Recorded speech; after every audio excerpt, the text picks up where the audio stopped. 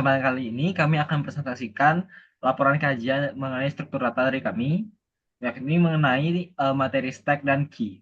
Sebelum kami mulai presentasi kami, izinkan kami memperkenalkan diri terlebih dahulu. Perkenalkan, saya Igusti Ngurah Tirta Fandita Vinayaka dengan NIM 25150911089 dan rekan saya.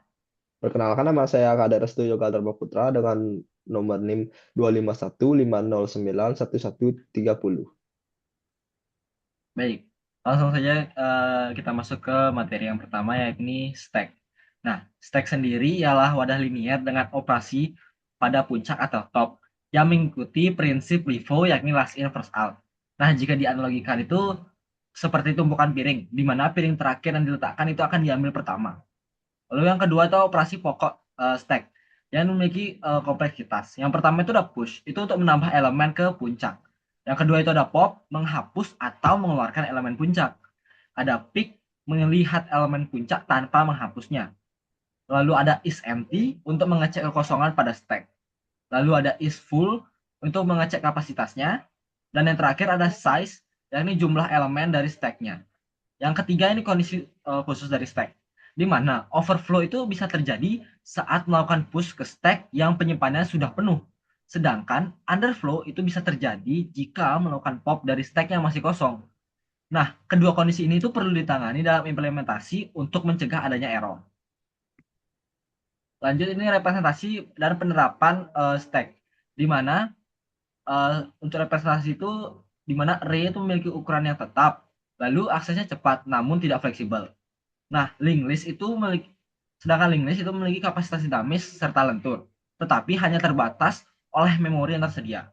Yang kedua ini penerapannya, di mana untuk back atau forward browser, call stack atau recursion, bracket balance check, postfix expression evaluation, DFS atau deep first search pada graph.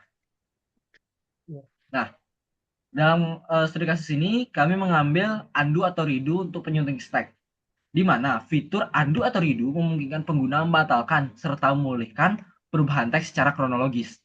Nah, implementasinya itu dengan menggunakan dua stack terpisah, di mana ada satu stack undo untuk menyimpan riwayat perubahan yang untuk dibatalkan. Yang kedua ada stack redo untuk menyimpan perubahan yang telah di-undo untuk dipulihkan.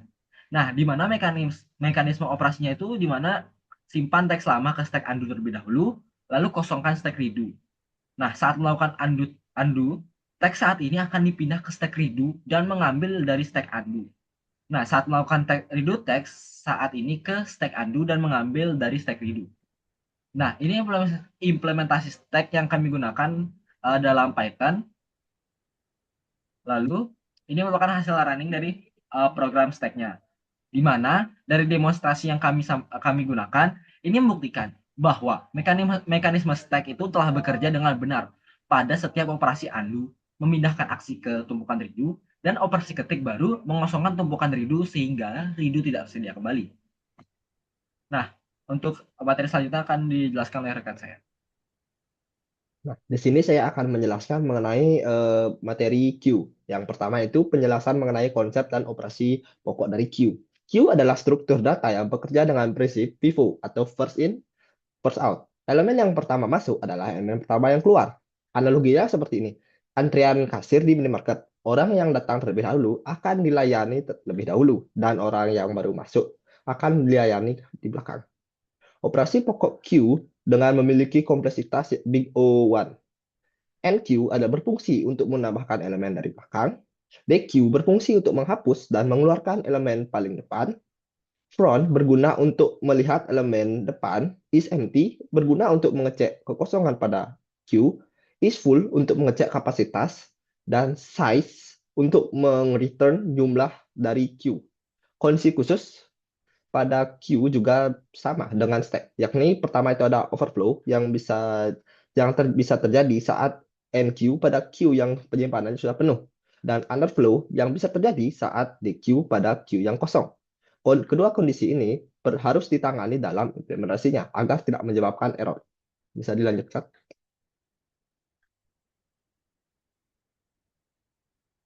Oke, representasi dan penerapan pada Q. Representasinya sama seperti stack yang menggunakan array dan menggunakan linked list. Ukurannya tetap, Array memiliki ukuran yang tetap, akses yang cepat, namun tidak fleksibel.